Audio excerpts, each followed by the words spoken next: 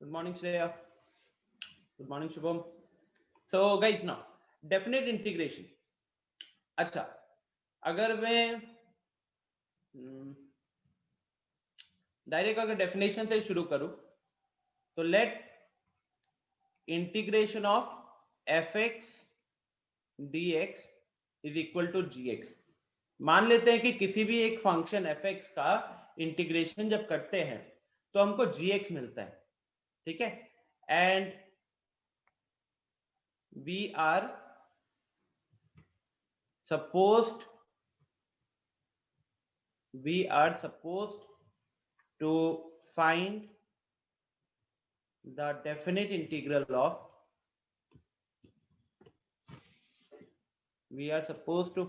the definite integral of fx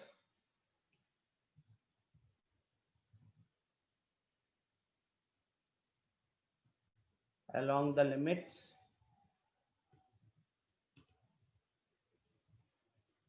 x is equal to a and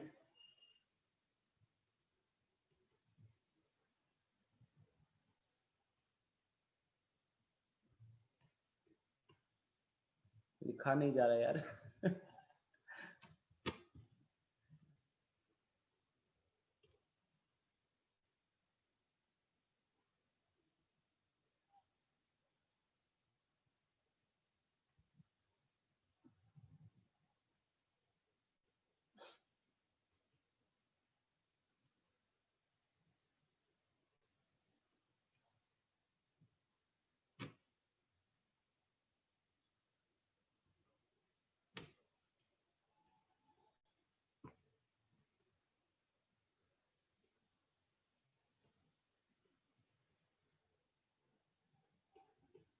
अच्छा, तो बड़ी मुश्किल से तो लिखा हूं पहले हाथ चल ही नहीं रहे हैं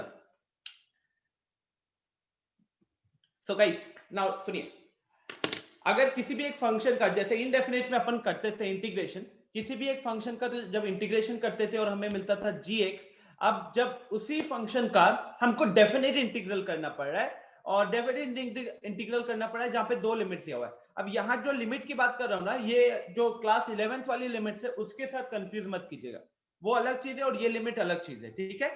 तो उसके इसमें जो एफ एक्स का इंटीग्रेशन होता है from X is equal to A to X is equal to B is वो होता है आपका G of B minus D of A. अब ये जी ऑफ बी मतलब क्या हुआ? जी ऑफ बी का मतलब हुआ value of g x at x is equal to a, sorry x is equal to b. और सिमिलरली इसका इस केस में क्या हो जाएगा?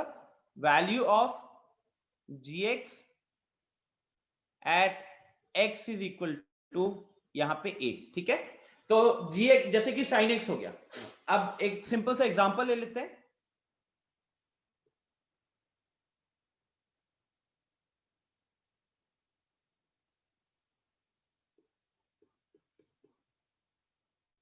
एक छोटा सा अगर एग्जांपल ले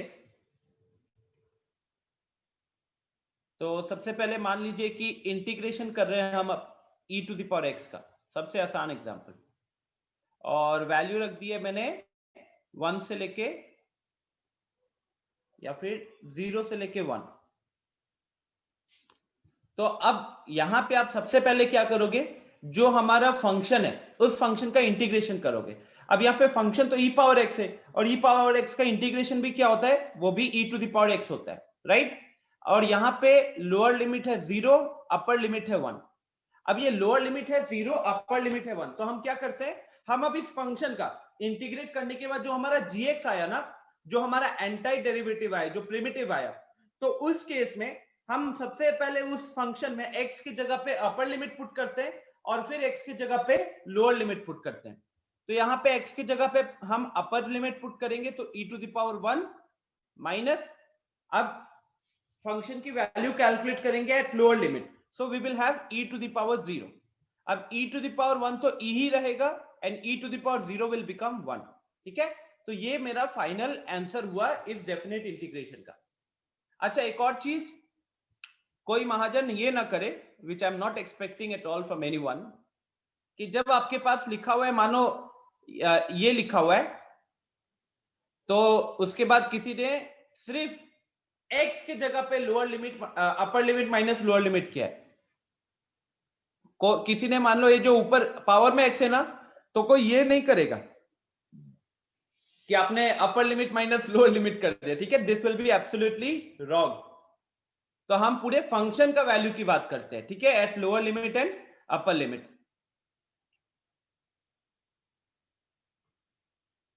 गुड मॉर्निंग।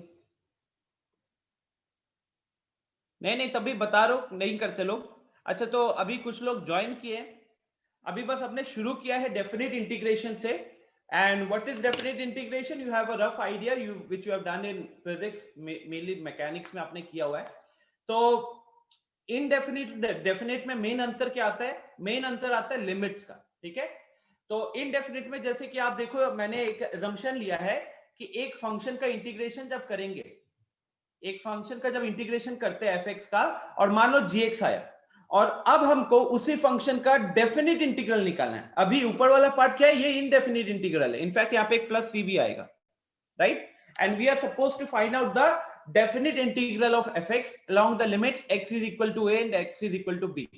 मतलब अब हमको इसी फंक्शन का इंटीग्रेशन परफॉर्म करना है, लेकिन x is equal to a से लेके x is equal to b तक परफॉर्म करना है। तो जब हम लिमिट डाल देते हैं ना, मतलब एक रेंज डाल देते हैं कि यहां से यहां तक फंक्शन का इंटीग्रेशन होगा, तब वो डेफिनेट इंटीग्रेशन में कन्वर्ट हो जाता है। और उस केस में गाइस, मैंने तो ईयरफोन का प्लग ही नहीं लगाया है, आवाज इतनी अच्छे से आ रही है।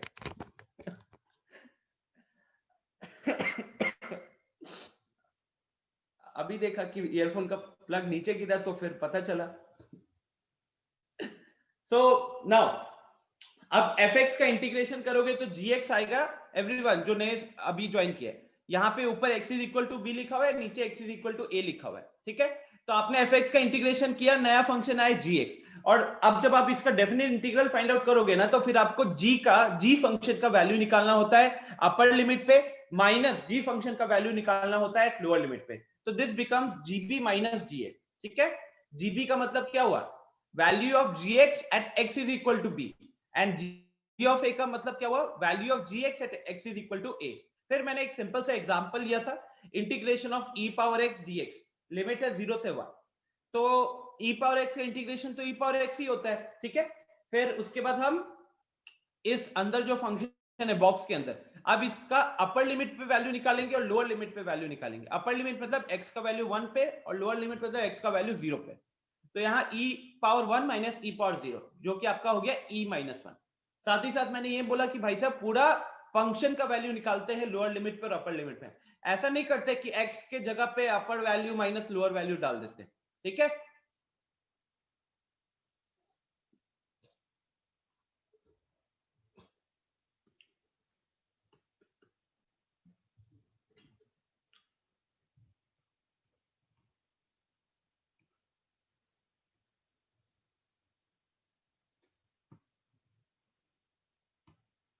बताओ भाई सब कोई, क्या होगा यहाँ पे answer. Integration of x dx limit है 2 से लेके 4 तक, एकदम प्लेन एंड सिंपल।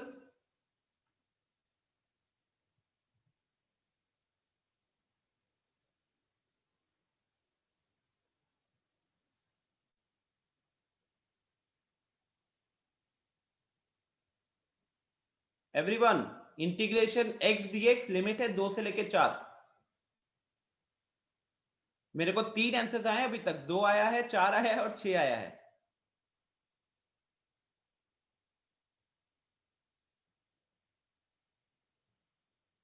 प्रीति, शालू, आप लोगों के आंसर सही हैं, बाकी सब लोगों ने, जितने लोगों ने आंसर लिखा है, सबका आंसर गलत है। मिली, आपका भी आंसर सही है। शुभम विवेक, सही है आपका आंसर।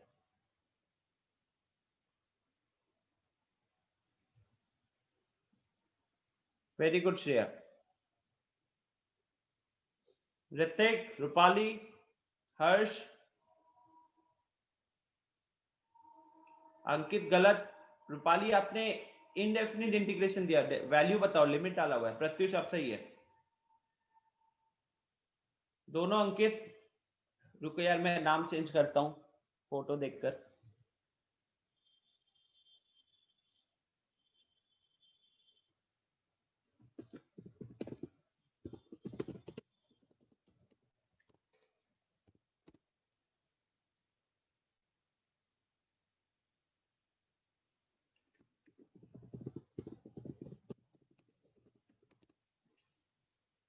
ठीक है, चलिए। तो ज्यादा मुश्किल है नहीं, लोगों ने यहाँ पे थोड़ी सी गलती की। अदनान अब सही है। प्रत्युष कह रहे हैं कि मैंने पता नहीं 8 - 2 4 कैसे कह दिया। प्रत्युष, बहुत लोग कहते हैं, अभी देखो प्रेशर बढ़ेगा तो 8 - 2 लोग 80 भी बोलेंगे। सो नाउ x dx, सबसे पहले अपन लिमिट को पहले क्या करते हैं, जो लोगों को बिल्कुल भी नहीं पता, आप लिमिट को पहले बिल्कुल भी देखो मत, पूरा छोड़ दो उसको, ठीक है। तो सिंपल हमको अभी मन में क्या सोचना है भाई, x का इंटीग्रेशन क्या होता है, x dx क्या होगा। तो x dx क्या हो जाएगा अपना, x²/2। अच्छा, यहाँ पे हम कांस्टेंट नहीं लिखते हैं, क्यों नहीं लिखते वो हम थोड़ी देर में डिस्कस कर लेंगे। फिर ये डब्बा बना देना, यहाँ पे 2 लिखो, यहाँ पे 4 लिखो। अब यहाँ पे 2 और 4 लिखने का मतलब हुआ कि अब हम क्या करेंगे, हम अंदर जो डब्बे के अंदर जो x²/2 है उसकी वैल्यू कैलकुलेट करेंगे, x का वैल्यू 4 पे, तो क्या बन जाएगा उस हिसाब से 4²/2। और फिर हम लोअर लिमिट पे कैलकुलेट करेंगे, जो x का वैल्यू 2 है, तो हो जाएगा फिर 2²/2। तो 8 4² 16/2 8 हो गया, तो ये 8 हो गया, और यहाँ पे 4/2 2 हो गया, तो अल्टीमेटली दिस बिकम्स 6, राइट। अब कुछ लोगों का आंसर 2 भी आया था, कुछ लोगों का आंसर 4 आया था, कुछ लोगों का आंसर 6 आया था। 2 1 the 2 2 to the 4 यही सब चल रहा था मतलब। चलिए,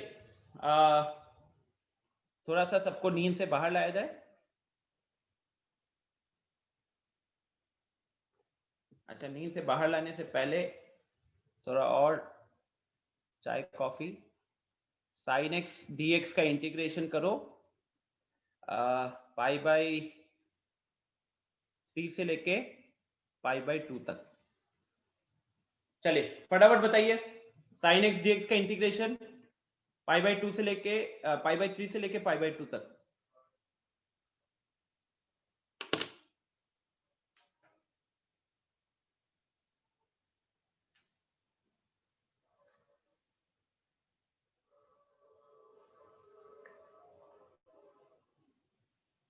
सही है प्रत्युष।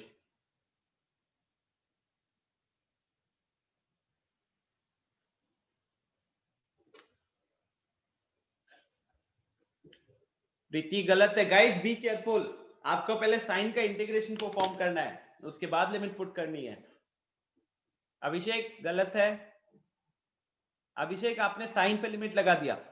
मिली, सही है, गुड।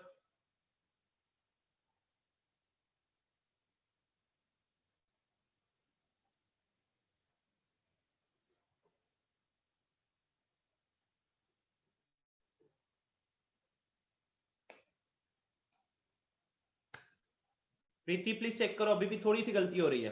ऋतिक, ऋतिक इंटीग्रेशन में जो आंसर आएगा भाई वो वैल्यू में आएगा, आप एंगल दे रहे हो।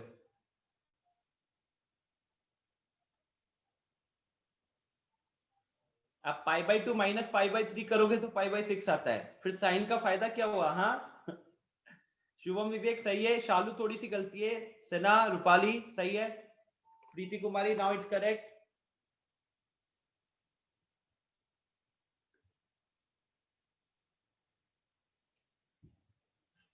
रोशन, साक्षी, प्लीज एवरीवन, छोटा सा पार्ट है, फटाफट इसमें रिस्पॉन्स करो, पता तो चलेगा आपको कि हाँ छोटा मोटा गलती कर रहे हो कि नहीं। मोहित, शालू इट्स करेक्ट, अभिषेक रंजन अभी सही है, अदनान अभी भी गलती है।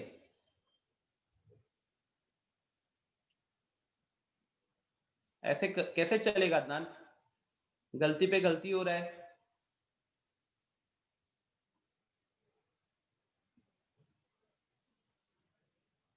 बताओ, साइन एक्स का इंटीग्रेशन में गलती कर रहे हो और उधर जेई वाले टेस्ट में यहाँ पे टॉप कर जाते हो। चलो अंकित, विथ स्पेक्स थोड़ी सी गलती है। गाइस देखो, सबसे पहले आपको लिमिट छोड़कर क्या करना है, साइन एक्स का इंटीग्रेशन परफॉर्म करना है। अब साइन एक्स का इंटीग्रेशन क्या होता है, वो होता है कॉस एक्स।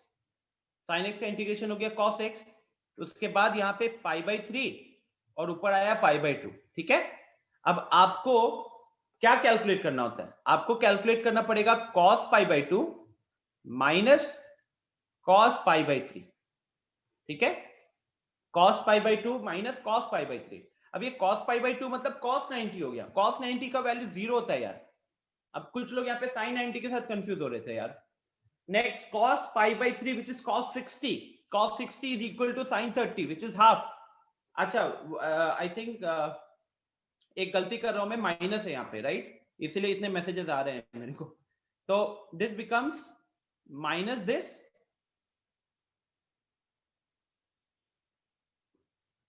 ठीक है, तो ये माइनस माइनस उस हिसाब से प्लस हो गया, प्लस 1/2।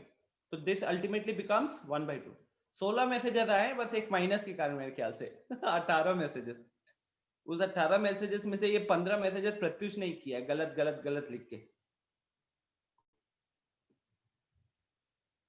ओके, सो गाइस आप देखो, आप में से बहुत लोग कहां पे गलती की हो, जो मैंने भी अभी जल्दी जल्दी में कर दिया। मैं माइनस साइन बीच का भूल गया था, तो -1/2 उस तरीके से आंसर आता था। लेकिन आप में से कुछ लोगों का आंसर एंगल में आ रहा था, एंगल में तो बिल्कुल आंसर नहीं आना चाहिए था, जैसे ऋतिक का आया। साथ ही साथ कुछ लोग का √3 वगैरह आ रहा था, तो जिनका √3 आंसर आ रहा था उन्होंने क्या किया, उन्होंने कहीं ना कहीं साइन पे ही π/2 और π/3 लगा दिया था।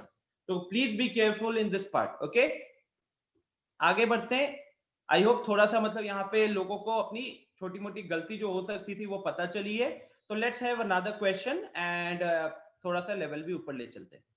But again guys, what is the important part, कुछ नया नहीं सीखोगे आप यहाँ पे, मतलब इनडेफिनिट अगर अच्छे से सीखा हुआ है तो यहाँ कुछ नया सीखने की जरूरत नहीं पड़ेगी, बस हल्का फुल्का मॉडिफिकेशन रहेगा चीजों में। ठीक है, सो now let's say I give you x sin x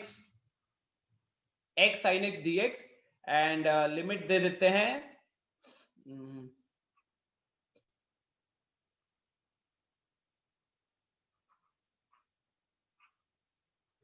π/2 से π/3। चलो करो फटाफट, बताओ इसका क्या होगा आंसर।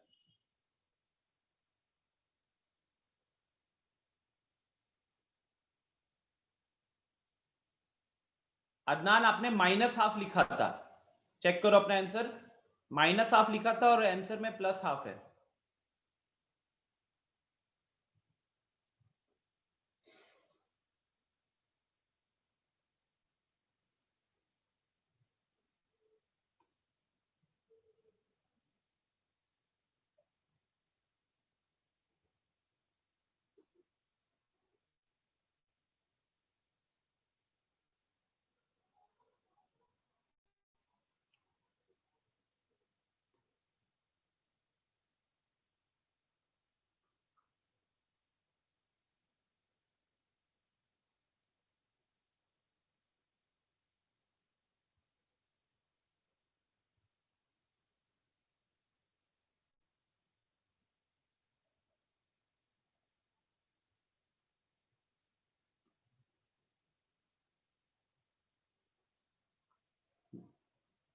फॉर्मूला भूल गए हो, 4 दिन पहले यहाँ पे AIATS हुआ है।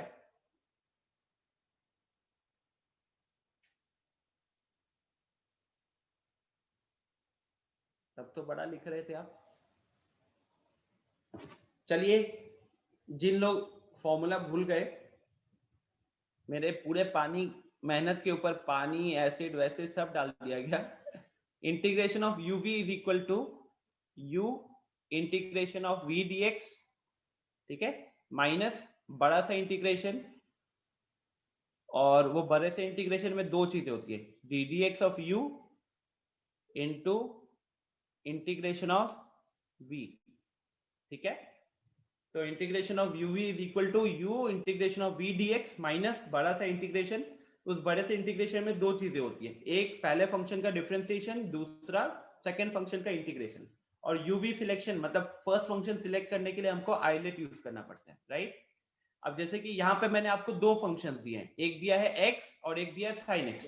एक अलजेब्रिक फंक्शन है, दूसरा ट्रिगोनोमेट्रिक फंक्शन है। तो आपको यहाँ पे बाई पार्ट्स लगाना पड़ेगा, और फर्स्ट फंक्शन आप किसको सिलेक्ट करोगे, according to ILATE, algebraic algebra A पहले आ रहा है टी से, तो ए को हम फर्स्ट फंक्शन मानेंगे और साइन एक्स को हम सेकंड फंक्शन मानेंगे, ठीक है।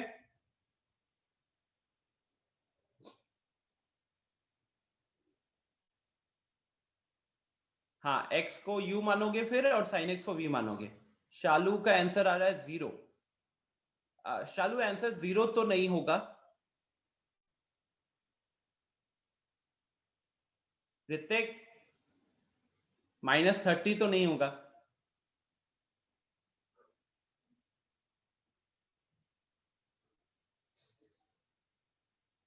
मिली most probably your answer is correct, मुझे चेक करना होगा।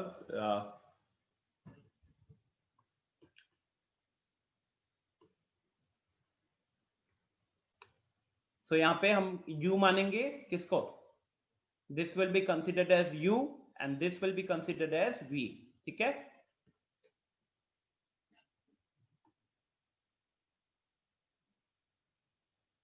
पवनेश इसका इंटीग्रेशन क्या है?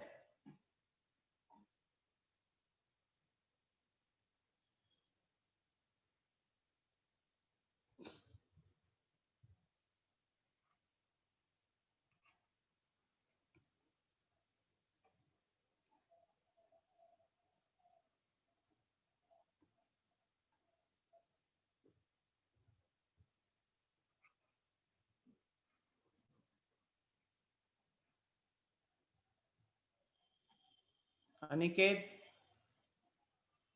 जो स्क्रीन पे लाल खून खून कर रहे हो, दिखाई दे रहे हैं सबको? हटा रहे हैं हम। फिर शुरू हो गया, ये डिसेबल कर दिया। अब करके दिखाओ, जूम के मालिक से बात करके दिखाओ। सेना 32 नहीं होगा। मोस्ट प्रोबेबली मिली का जो आंसर है -5 प्लस 3√3 -6/6। चलो देख लेते हैं यार। सो फर्स्ट फंक्शन का differentiation will be 1, second function का इंटीग्रेशन। अंकित, पता चल जाता है मेरे को, बाकी टीचर्स की तरह थोड़ी सोचे हो भाई कि गाना बज जाएगा और मेरे को पता नहीं चलेगा कौन बजाया।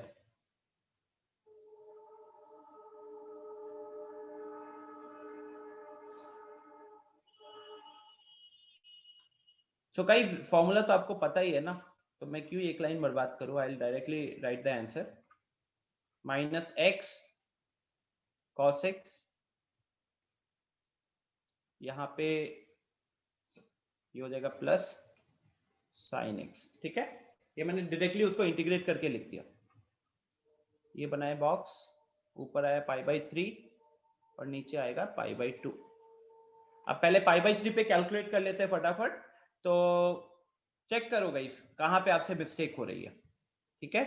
तो जैसे अगर मैं सबसे पहले अपर लिमिट पुट कर रहा हूं, तो आपका आया -π/3 इंटू cos π/3 प्लस sin π/3, ठीक है। फिर आपको क्या करना है, माइनस लगाना है और अब इसी फंक्शन का वैल्यू निकालना है लोअर लिमिट पे। तो -π/2 cos π/2 प्लस sin π/2, ठीक है। और अब जब ब्रैकेट ओपन करोगे, ये ब्रैकेट पे ध्यान देना, बहुत बार ब्रैकेट पे ही गलती हो जाती है। तो अब ऊपर और साइन कॉस का जो जो वैल्यू कैलकुलेट कर लेते हैं। जैसे cos 60 का वैल्यू हाफ होता है, राइट। तो ये मेरा π/6 हो गया, π/6 हो गया। साइन 60 √3/2 होता है। उसके बाद ये ब्रैकेट खोलोगे तो पहला माइनस माइनस प्लस दिख रहा है, और cos 90 का वैल्यू होता है 0। तो π/2 इंटू 0, और यहां पे आया माइनस साइन π/2 का वैल्यू होता है 1, राइट। तो उस हिसाब से ये बीच वाला टर्म तो कटा, यहां बचा हमारे पास -π/6 प्लस √3/2 -1।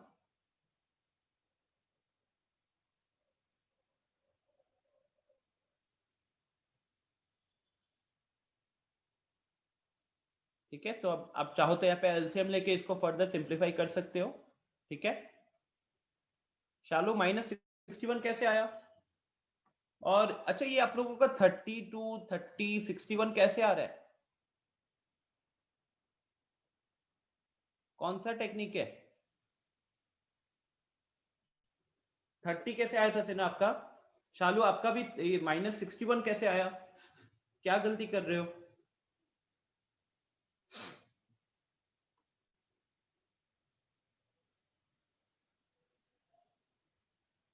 पाई का वैल्यू डाल दिए होंगे 180। अच्छा,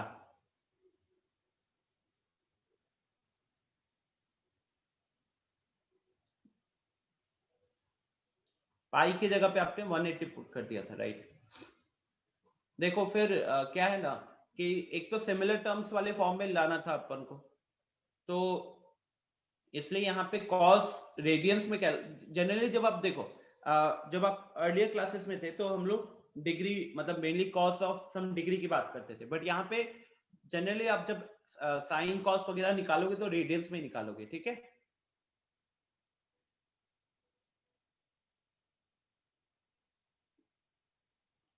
सो आई होप ये डन हो गया गाइस।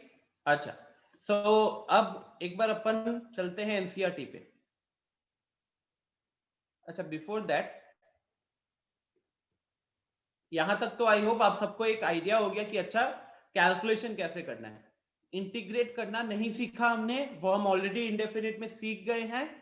इनडेफिनिट और डेफिनिट में क्या थोड़ा मोड़ा जो डिफरेंस रहता है, उसी डिफरेंस को हमने यहाँ पे चेकआउट किया, कैसे सॉल्व करना है वो देख लिया। तो आई होप आप लोगों को क्लियर हो गया होगा। Again what is the important part कि एक्सरसाइज 7.1 से लेके 7.7 पहले 7 एक्सरसाइजेस का कहीं ना कहीं यूज होते रहना है यहाँ पे भी, तो वो आप भूल नहीं सकते हो।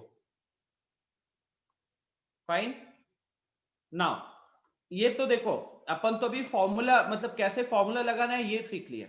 अब एक बार ना ज्योमेट्रिकल रिप्रेजेंटेशन देख लेते हैं, और इसके ऊपर अब डिस्कशन हम लोग करेंगे एरिया अंडर कर्व में, बट फिलहाल मतलब आपके माइंड में थोड़ा आ सकता है कि जैसे इनडेफिनिट इंटीग्रेशन का मतलब था कि हम वो फंक्शन निकालते जिसका डेरिवेटिव हो एंड सो ऑन। तो geometrical meaning of integration f x dx from a to b। ठीक है,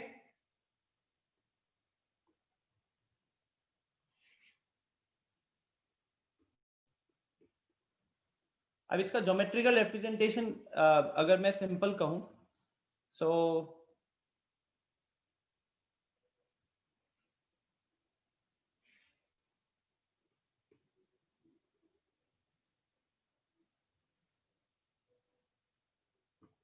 कोई भी एक सिंपल सा फंक्शन ले लेंगे एफ एक्स, और मान लीजिए कि ये उसका ग्राफ है।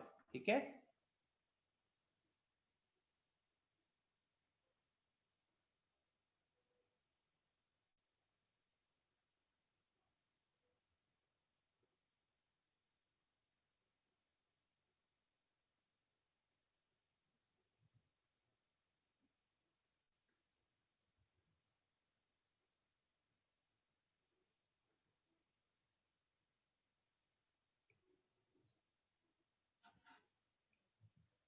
तो integration of f x dx from a to b, इसका मतलब क्या होता है?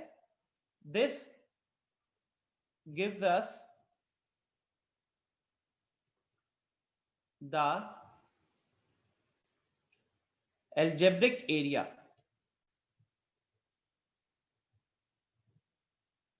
दिस गिव, ये जो पूरा एक्सप्रेशन है, ये एक्सप्रेशन आपको क्या देता है?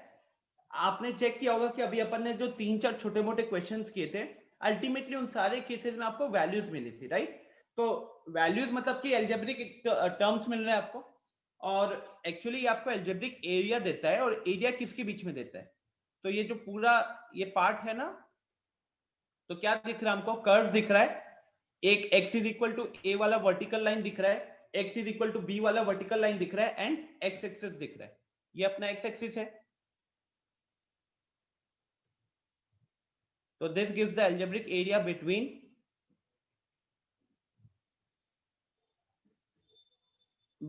y is equal to fx, x axis,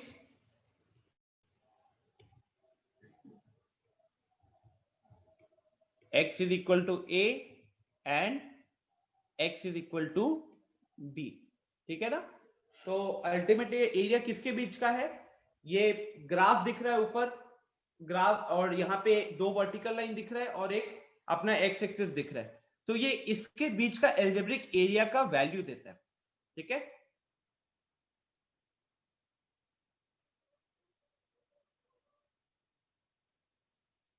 हाँ, यहाँ पे मतलब एक तरीके से देखो क्या है कि अभी हमारा इंटीग्रेटिंग फैक्टर है x, इंटीग्रेटिंग फैक्टर है x, हम यहाँ पे integration with respect to x perform कर रहे हैं, तो इसलिए हमने x is equal to a से लेके x is equal to b पे जा रहे हैं. अगर हमारा इंटीग्रेशन फैक्टर होता y और लिमिट अभी भी b से a होता, तो उस केस में हम y is equal to a से लेके y is equal to b पे चल रहे होते. ठीक है ना? तो फॉर द टाइम बिंग इससे ज्यादा मत सोचना इस पे, एरिया अंडर कर्व में इसके ऊपर प्रॉपर डिस्कशन होगा. इस एक्सरसाइज में या चैप्टर नंबर 7 के अंदर इसका कोई खास यूज नहीं होने वाला. बस just to give you an idea कि यार डेफिनिट इंटीग्रेशन और इंडेफिनिट इंटीग्रेशन में अंतर क्या होता है. तो डेफिनिट में आपको एक तरीके से एरिया मिलता है. एरिया किसके बीच में मिलता है? तो अगर fx dx चल रहा है तो फिर fx का graph x axis and x is equal to a and x is equal to b के बीच का आपको एरिया मिलता है. ठीक है?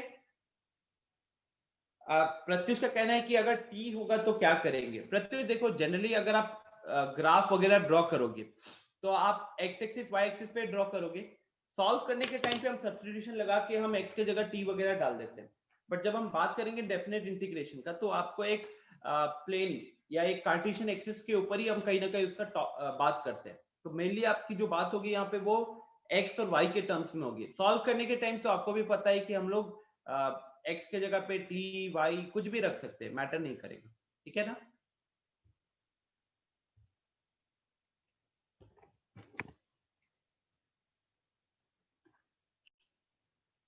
सो अब थोड़ा सा एक बार फटाफट अपन देखो. अब आप जब एनसीईआरटी खोलोगे इसका, ठीक है, अब एनसीईआरटी में पहला आ रहा है definite integration as the limit of the sum. Definite integration as the limit of the sum, जिसको रिमूव कर दिया गया. This is removed. सीबीएसई वाले बाबा ने इसको रिमूव कर दिया. तो आपको इसके ऊपर जो पूरा एक्सरसाइज है वो एक्सरसाइज करने की जरूरत नहीं पड़ेगी. अच्छा, इसमें करते क्या है, इसमें अल्टीमेटली वो डेफिनेट इंटीग्रेशन ही मतलब कहीं ना कहीं वैल्यू निकालते हैं, एल्जेब्रिक एरिया ही निकालते हैं, लेकिन लिमिट यूज करते हैं. ठीक है ना? लिमिट यूज करते हैं. ये आपको यहाँ पे फॉर्मूला दिख जाएगा, ये रहा फॉर्मूला. ये सारा लिमिट कैलकुलेट किया गया है एच के, ये सब. ठीक है? सो राइट, ये सारे आपको फॉर्मूलाज दिख रहे हैं. तो यहाँ पे मतलब ये एक्सरसाइज को स्किप कराने का रीजन उनका यही था कि एक तो आपने ऑलरेडी फिजिक्स मैकेनिक्स वगैरह में पढ़ रखा है कि डेफिनेट इंटीग्रेशन कैसे कैलकुलेट किया जाता है, और एक तरीका है लिमिट यूज करके. अब लिमिट यूज करके उन्होंने इसको इंपॉर्टेंस नहीं माना है, टाइम कंज्यूमिंग ऐसे भी, तो उन्होंने इसको स्किप किया. ठीक है? तो आप लोगों को एक्सरसाइज 7.8 बिल्कुल भी करने की जरूरत नहीं है. ठीक है ना? आपको ये सॉल्व करने की जरूरत नहीं है. नॉट मतलब, अच्छा मेरा मतलब है लिमिट समझने की जरूरत नहीं है. You can always try to solve this question. आप try to solve this question by the method you know. ठीक है? तो try to solve this question by the method you know, जो आपको पता है.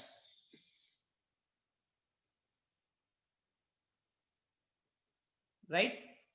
अब जैसे ऊपर वाला x है तो ये तो अपना x²/2 हो जाएगा. यहाँ पे भी लीनियर है, यहाँ भी लीनियर है, यहाँ भी लीनियर है, यहाँ भी लीनियर है, यहाँ भी लीनियर है. राइट? यहाँ पे लीनियर प्लस एक्सपोनेंशियल दिख रहा है, ये एक्सपोनेंशियल. सो नाउ, अच्छा, एरिया फंक्शन वही जो मैंने बात बताई है, वही ये चीज यहाँ पे लिखा हुआ है. ठीक है? तो आप ये रीड कर लेना. आगे बढ़ते हैं. फंडामेंटल थ्योरम ऑफ कैलकुलस, दो चीजें यहाँ पे मेनली, आप इसको अगर रीड करोगे तो पहला थ्योरम जो है, पहला थ्योरम यही कह रहा है कि आपका जो ax है, ये ax कैसे आता है, ये मैंने अभी जस्ट बताया। ax कैसे आता है, ये हमारा आता है इंटीग्रेशन ऑफ fx dx से, राइट? ये आता है हमारा इंटीग्रेशन ऑफ fx dx से, ठीक है? तो अपना यहाँ पे इन्होंने क्या लिखा हुआ है, ठीक से देखो, यहाँ पे लिखा हुआ है a dash x is equal to fx, मतलब कि अगर हम एरिया फंक्शन का डिफरेंशिएशन करेंगे, एरिया फंक्शन का डिफरेंशिएशन करेंगे तो हमको मिलेगा fx, ठीक है? तो ये आप अपना रीड कर लीजिएगा। इंपॉर्टेंट पार्ट क्या है जानते हो, एक चीज मैं मिस कर गया, एक चीज मैं मिस कर गया था यहाँ पे,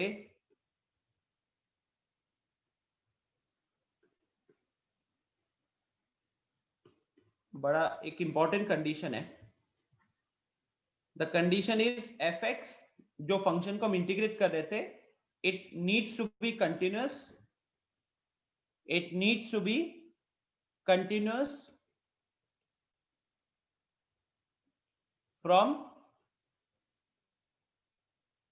a to b closed interval, ठीक है ना?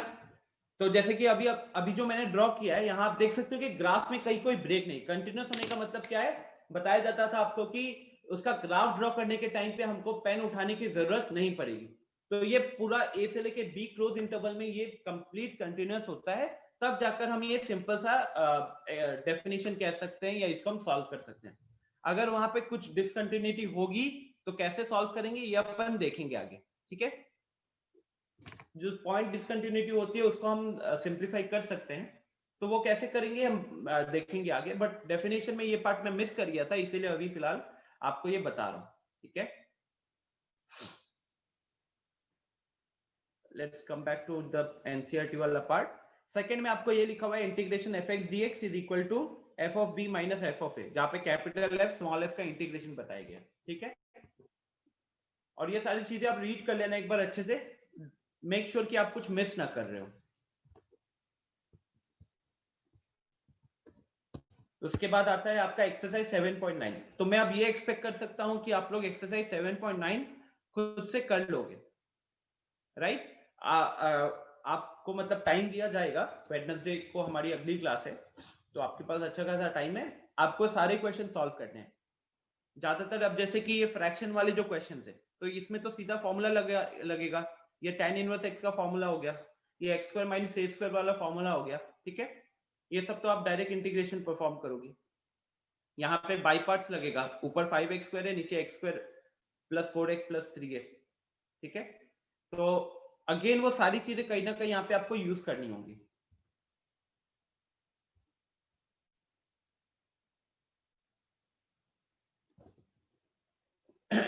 फिर आता है evaluation of definite integrals by substitution. तो एक चीज आप लोग दिमाग में क्लियर रख लो कि एक्सरसाइज 7.9 आपका होमवर्क रहेगा।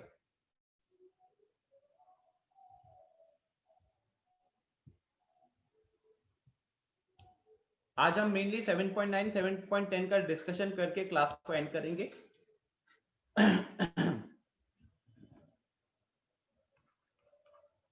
एक्सरसाइज 7.9 ये आपका हो गया होमवर्क, ठीक है? देन वी हैव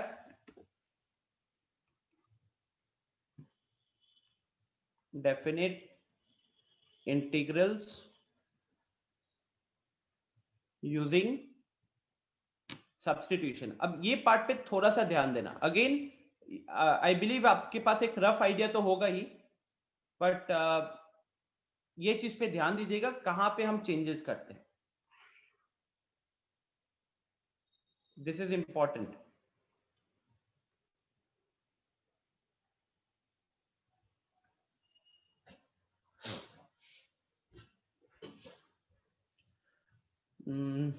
एक क्वेश्चन लेते हैं, इंटीग्रेशन ऑफ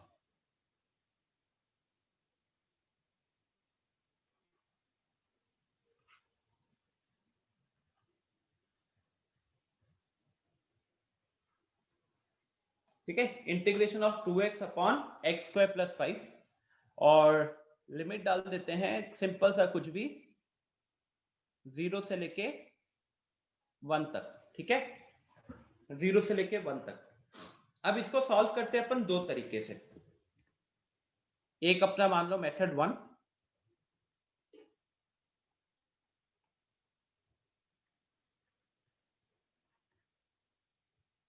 अच्छा, आप सबको जब मैं फंक्शन लिख रहा था ऊपर 2x लिखा नीचे x² लिखा, तो साथ ही साथ आपको ये तो फील आया होगा कि भाई x² का डिफरेंशिएशन हमको 2x मिलेगा, राइट। तो यहां अगर मैं डिनोमिनेटर वाला जो पार्ट है, यहां पे डिनोमिनेटर वाला पार्ट जो है x² प्लस 5 को अगर हम t मान लेते हैं, तो उस हिसाब से मेरा 2x dx is equal to dt बन जाएगा, राइट। प्रॉपर सब्स्टिट्यूशन, लिमिट क्या है उसको तो मैं अभी भाव ही नहीं दे रहा। तो उस केस में जो मेरा इंटीग्रेशन हम परफॉर्म करेंगे, तो यहाँ पे 0 रहा, यहाँ पे 1 रहा, और ये क्या बन गया, आप मतलब एक तरीके से क्या रहता है यहाँ पे, आप इसका आप इंटीग्रेशन परफॉर्म करोगे तो कहीं ना कहीं ये अंदर क्या रहेगा, अंदर ये t dt वाला फॉर्म बन गया। अच्छा ये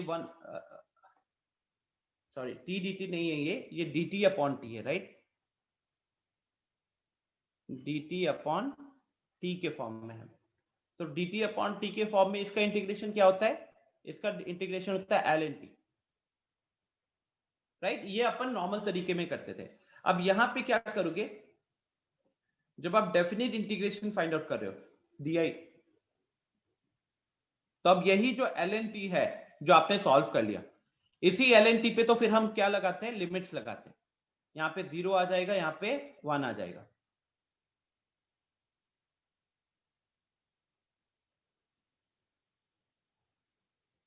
ठीक है। मैंने लिमिट्स गलत पुट किए हैं, ln 0 इज नॉट डिफाइंड, तो इसको 1 कर देते हैं और इसको 2 कर देते हैं, मैटर तो नहीं करेगा, ठीक है। तो this is 2 and this is 1। तो समझ रहे हो गाइस क्या किया मैंने सबसे पहले जो अपन स्टार्टिंग में जो सब्स्टिट्यूशन सीखे थे, उससे मैंने सबसे पहले इसका इनडेफिनिट इंटीग्रेशन कैलकुलेट कर लिया, और इनडेफिनिट इंटीग्रेशन जो मेरा निकला उस पे फिर मैंने लिमिट लगाया। तो अपर लिमिट 2 है, लोअर लिमिट 1 है, तो ये उस हिसाब से क्या बन जाएगा, ln2 minus ln1, ln2 minus ln1, ठीक है। ये अपना हो गया जब हम अपन सिंपल सा नॉर्मल टेक्निक यूज कर रहे हैं वो वाला। तो उस हिसाब से प्रत्युष ये 3/2 कैसे आया आपका, या 6/5 कैसे आया?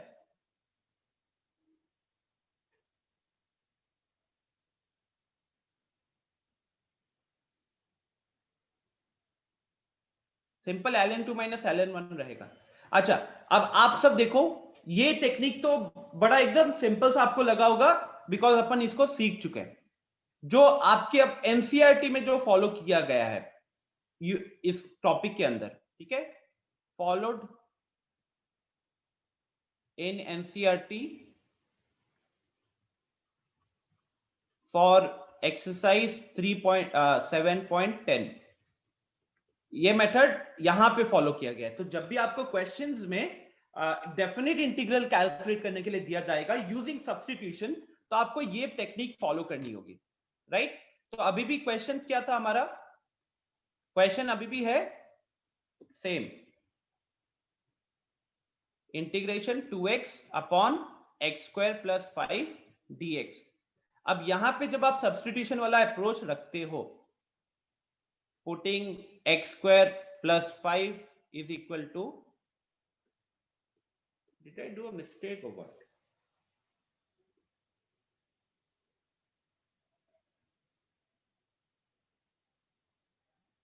x² प्लस 5,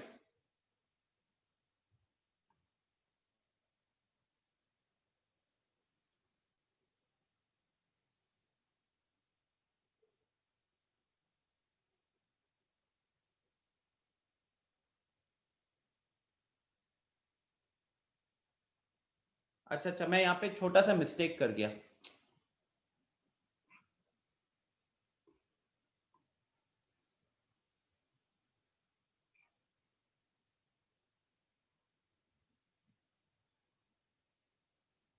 ये एक्चुअली में मैं बस एक्स स्क्वायर लेके चल रहा था. This will B ln x square plus 5 ना. तो उस हिसाब से ये आ जाएगा 9 माइनस 6. ठीक है, ln 9 माइनस ln 6 आ जाएगा. ठीक है गाइस, ln 9 माइनस ln 6 आ जाएगा.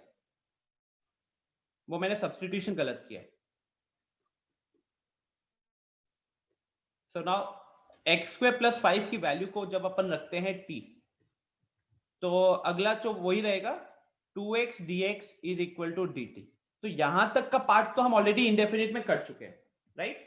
यहां तक का पार्ट हम इंडेफिनिट में कर चुके हैं. अब सबसे इंपॉर्टेंट चीज, हमको लिमिट्स में भी चेंज करना होता है. हमको लिमिट्स में भी चेंज करना होता है. जैसे कि मैंने ये 1 और 2 दिया था, तो अब जब इंटीग्रेशन है, वो इंटीग्रेशन कन्वर्ट किस में हो गया? पहले x के टर्म्स में था और अब वो कन्वर्ट हो रहा है t के टर्म्स में. पहले x के टर्म्स में था और अब वो कन्वर्ट हो रहा है t के टर्म्स में. तो अगर हम चाहे तो ये पूरा जो डेफिनिट इंटीग्रेशन है, इस क्वेश्चन को थोड़ा सा मॉडिफाई कर सकते हैं. जहां पे x को हम, मतलब जो फंक्शन को इंटीग्रेट किया जा रहा है वो फंक्शन चेंज हो गया. एक मिनट, सबसे पहले लिमिट्स का देख लेते हैं. तो हमारे पास लिमिट क्या है? x का वैल्यू 1, x का वैल्यू 2. तो अब हम यहां पे लिखेंगे when x is equal to 1. जब x का वैल्यू 1 है तो t कितना हो जाएगा? ऊपर पुट करना होगा. तो 1 स्क्वायर प्लस 5 वो हो गया 6. ठीक है, और जब x का वैल्यू 2 है उसको वहां पे पुट कीजिए, तो t का वैल्यू कितना हो जाएगा? t का वैल्यू हो जाएगा 2 का स्क्वायर प्लस 5. तो 4 प्लस 5 हो गया 9. तो जब ये चीजें हम यूज कर लेते हैं, तो अब जो ये गिवन क्वेश्चन है ये चेंज हो जाता है किसमें? 2x dx, वो तो अपना dt हो गया. x स्क्वायर प्लस 5 को मैंने t माना हुआ है. और अब अगर हम इसको डेफिनेट इंटीग्रल बनाना चाहते हैं, लिमिट डालना चाहते हैं, तो हम पुराना लिमिट नहीं डाल सकते. पुराना लिमिट था 1 से लेकर 2 तक, अब हम वो नहीं रख सकते. अब हमको यहाँ पे जो रेड कलर से लिखा हुआ है ये पिक करना पड़ेगा. तो अब हमारा लोअर लिमिट हो जाएगा 6 और हमारा अपर लिमिट हो जाएगा 9. तो यहाँ पे 6 आएगा और यहाँ पे 9 आएगा. Have a look guys. Try to identify कि बस एक्स्ट्रा चीज क्या की गई. सब्स्टिट्यूट किया x स्क्वायर प्लस 5 की जगह पे t, तो वहां से न्यूमरेटर जो है वो dt आ गया. साथ ही साथ जो मेरा क्वेश्चन में ओरिजिनल लिमिट दिया हुआ था, वो लिमिट कहीं ना कहीं x की वैल्यू होती है. अब हमने क्या किया कि क्योंकि मेरा ये integration dt upon t proper t के टर्म्स में आ गया, तो मेरा लिमिट भी जो होगा वो t की वैल्यूज के लिए होना चाहिए, नॉट फॉर x का वैल्यूज. तो अब हमने क्या किया, जो क्वेश्चन में ओरिजिनल लिमिट दी हुई थी उस ओरिजिनल लिमिट्स को उठाया, जो सब्स्टिट्यूशन किया था उसमें पुट करके हमने t के लिमिट्स निकाल लिए. ठीक है, तो अगर आप देखोगे क्या क्या चेंजेस हुए यहाँ पे 3 चेंजेस हुए हैं.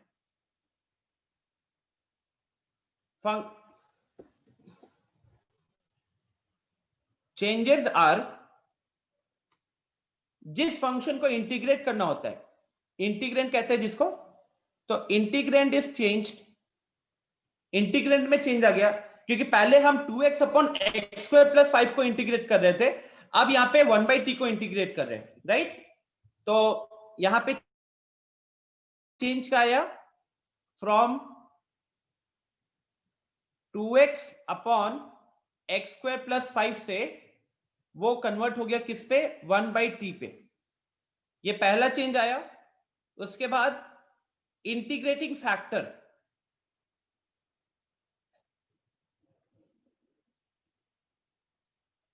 नहीं कहते with respect to, sir integration with respect to क्या हो रहा है, तो ये कहीं ना कहीं dx से dt पे चेंज हो गया. dx से dt पे चेंज हो गया. और लिमिट्स, हमारे लिमिट्स भी चेंज हो गए. लिमिट्स पहले क्या थे? लिमिट्स था 1 से 2 और अब वो कन्वर्ट किस पे हो गया? 6 to 9. तो ये ध्यान दीजिएगा कि यहां पे जो यहां का जो सब्स्टिट्यूशन वाला पार्ट है उसमें एक चीज बढ़ जाती है, वो लिमिट्स, नया लिमिट्स आ जाता है। अच्छा, मेथड 1 में देखो क्या किया था। मेथड 1 में मैंने सबसे पहले अपना नॉर्मल तरीके से प्रॉपर इंटीग्रेशन निकाल लिया। मेरे को दिखा कि भाई इसका इनडेफिनिट इंटीग्रेशन में आएगा ln x plus 5 x square plus 5, और ln x स्क्वायर प्लस 5 में तब जाकर मैंने यहाँ पे लिमिट पुट किया था। ठीक है, तो पहले मैंने को यहाँ पे कन्वर्ट करना पड़ा x में। मेथड 1 में और मेथड 2 में अंतर क्या है? मेथड 1 में पहले मैंने उसको सब्स्टिट्यूट किया t के टर्म्स में, फिर इंटीग्रेट किया, वापस से सब्स्टिट्यूट बैक किया, और तब मेरे को इंटीग्रेशन मिला, ग्रीन कलर से देख सकते हैं, ln of x square plus 5, और मतलब t पे आया फिर वापस x पे गया, और उसके बाद हमको यहाँ पे लिमिट पुट करना पड़ा। जबकि सेकेंड वाले अप्रोच में क्या था, हमने इंटीग्रेशन सब्स्टिट्यूशन किया, नए लिमिट्स निकाले, तो अब हमको ना आंसर तो x का टर्म में आएगा, ऐसा तो x के टर्म में आंसर आने वाला नहीं है। यहाँ पे हमको तो वैल्यू मिलेगा, तो चाहे आप x के टर्म्स का इंटीग्रेशन करो या t के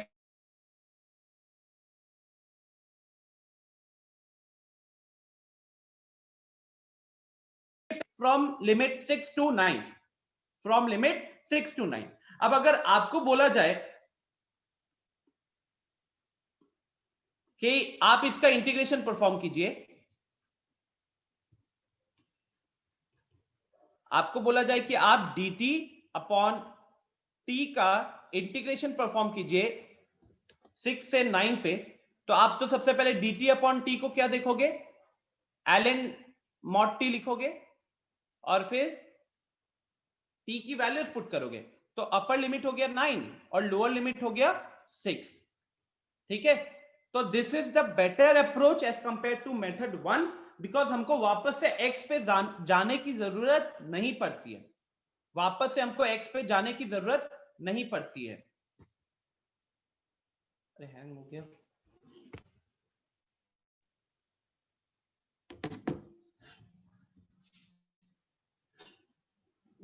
अनिकेत, आवाज आ रही है क्या?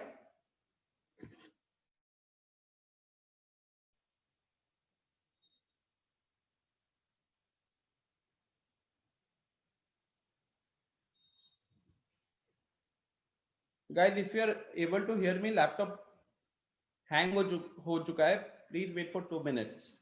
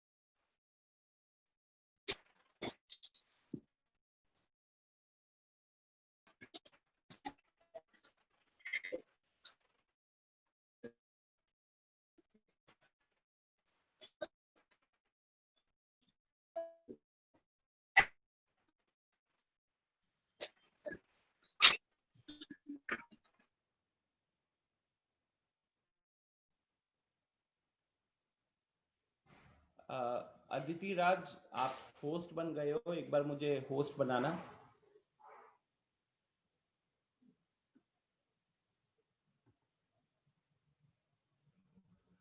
अदिति राज, एक बार होस्ट बना दीजिएगा,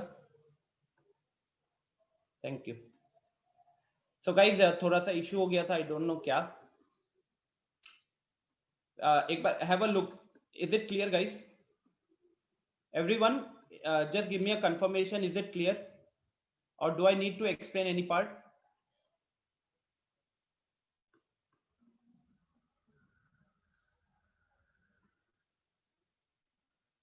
सबको देख लो एक बार, डिफरेंस पता चल रहा है मेथड 1 और मेथड 2 में। मेथड 1 में लिमिट्स हमने कब लगाया? लिमिट्स लगाया जब हमने अपना इंडेफिनिट के तरीके से पूरा सॉल्व कर लिया, उसका इंटीग्रल निकाल लिया, उसके बाद हमने लिमिट्स लगाया। यहाँ पे क्या किया हमने मेथड 2 में? हमने पूरा इंटीग्रेशन को ही मतलब एक्सप्रेशंस को चेंज कर दिया, राइट? एक्स के टर्म्स का इंटीग्रेशन को टी के टर्म्स में लेकर आ गए और इसका कैलकुलेशन किया और आंसर तब भी आपको सेम मिला, ठीक है?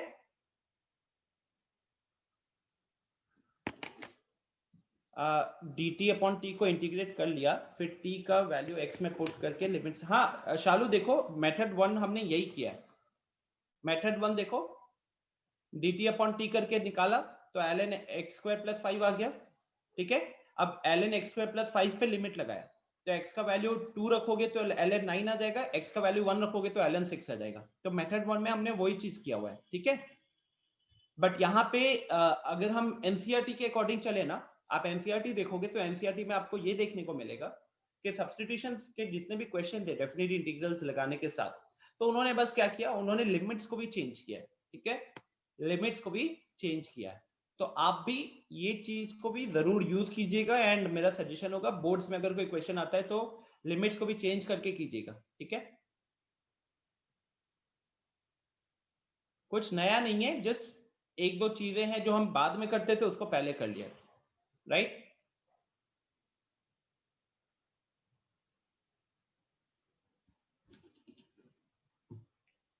ठीक है, तो अब एक बार आते हैं अपन क्विकली एनसीईआरटी के ऊपर। देखिए ये अपना 7.9 एक्सरसाइज आपको होमवर्क दिया हुआ है। 7.10 है evaluation of definite integrals by substitution, okay? यहाँ पे देखो वो प्रोसेस यहाँ पे लिखा हुआ है, ठीक है? वो प्रोसेस यहाँ पे लिखा हुआ है। ये इन्होंने देखो इंटीग्रेशन यहाँ पे लिया है वैल्यूज और फिर नॉर्मल तरीके से देखो सब्स्टिट्यूशन करके अपने इंटीग्रेशन निकाला और फिर लिमिट्स को पुट किया। ये alternatively first we transform the integral and then evaluate the transformed integral with new limits. तो ये जो मेथड 2 हो गया। मेथड 2 में हमने क्या किया, जिस फंक्शन को इंटीग्रेट करना है उसको भी ट्रांसफॉर्म किया और लिमिट्स को भी नया लिमिट्स में कन्वर्ट किया, ठीक है? वो चीज यहाँ पे देखी हुई है, राइट? तो ये आप लोग एक बार खुद से कर लीजिएगा। एक चीज जहां पे आपको बहुत ध्यान रखना पड़ेगा वो है नया लिमिट्स निकालने पे। जैसे कि अभी ये 0 से 1 लिखा हुआ है, ठीक है? एग्जाम्पल 29, तो 0 से 1 मतलब x का वैल्यू 0 से x का वैल्यू 1 और सब्स्टिट्यूशन क्या किया गया है, t is equal to tan inverse x। तो अब x की जगह पे 0 पुट करोगे तो आपको लोअर लिमिट मिलेगा t का, वो भी आ रहा है 0, और x का वैल्यू 1 पुट करोगे तो t आपका अपर लिमिट वाला मिलेगा, तो tan इनवर्स 1। अब tan का वैल्यू 1 होता है 45 डिग्री π/4 पे, इसीलिए t का वैल्यू π/4 है। तो यहाँ कहीं ना कहीं आपका इन इनवर्स ट्रिगोनोमेट्रिक का जो पहला एक्सरसाइज है 2.1 उसका यूज होने वाला है, ठीक है? तो अब यहाँ पे नया लिमिट क्या हो जाएगा, 0 से π/4 वाला, राइट? तो आई बिलीव अब आप एक्सरसाइज 7.10 भी कर सकोगे, कुछ नया नहीं होगा आपके लिए, ठीक है? कुछ भी नया नहीं होगा एक्सरसाइज 7.10,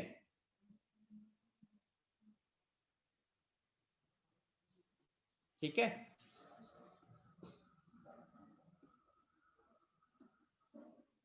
से मतलब कुछ और नया चीज है ही नहीं उसमें बताने का, प्रैक्टिस करना होगा आपको और कुछ नहीं है। तो 7.9 होमवर्क रहेगा प्लस एक्सरसाइज 7.10 भी होमवर्क रहेगा। अब हम थोड़ा सा अपना स्पीड भी बढ़ाएंगे गाइस, ओके? इनडेफिनिट में मैंने जितना हो सके उसको खींचा था ताकि आपके दिमाग में अच्छे से समझ में आ जाए और अब डेफिनेट को उतनी जल्दी खत्म करने की कोशिश करेंगे, ठीक है? Fine, that's it. और किसी के कुछ क्वेश्चन है तो पूछ सकते हैं, वरना क्लास को हम यहीं पे अभी एंड कर देंगे। गाइस सबको प्रीति को प्रीति कह रहा हूँ, मिली को बिलेटेड हैप्पी बर्थडे विश कर दो। मिली का कुछ दिन पहले बर्थडे था।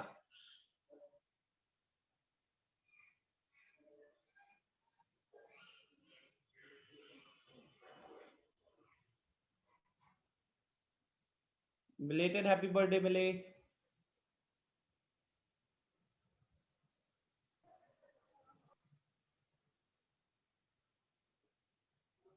A1 से अभी तक किसी ने रिस्पॉन्स नहीं किया मिले, ठीक है। A2 वगैरह से रिस्पॉन्स आए, A1 से किसी ने रिस्पॉन्स नहीं किया, देख लो।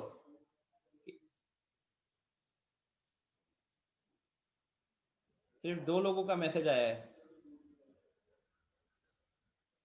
मिली स्क्रीनशॉट मांग रही है।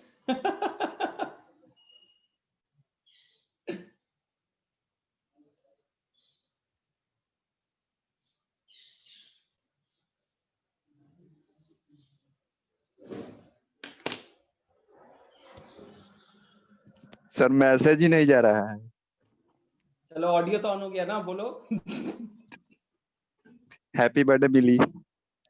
बिलेटेड वर्ड लगा। पार्टी दो।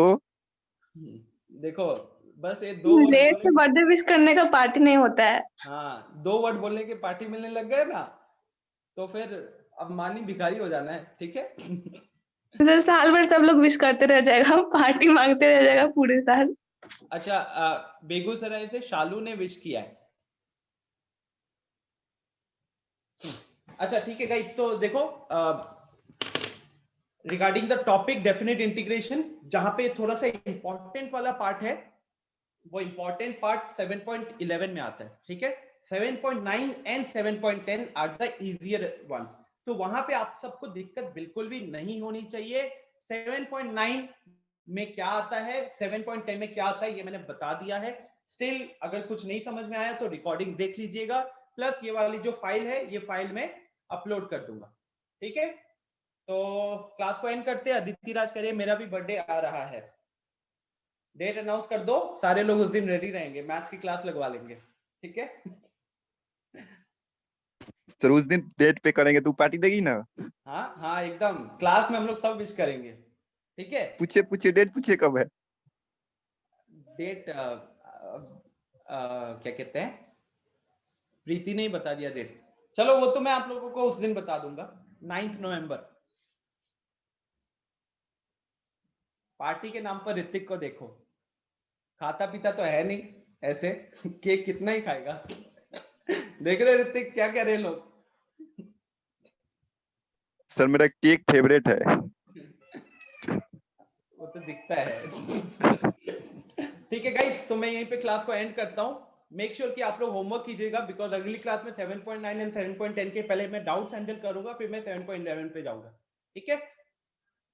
किसको कोई क्वेश्चन पूछना है तो बताइए, वरना हम यहाँ पे सेशन को एंड करते हैं। 9 बजे आपकी वीवीएस सर की क्लास शुरू हो जाएगी।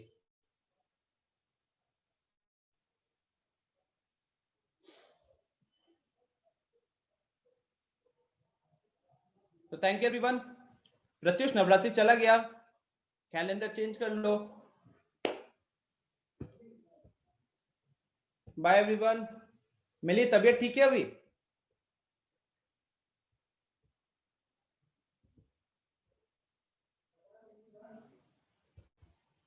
Okay great.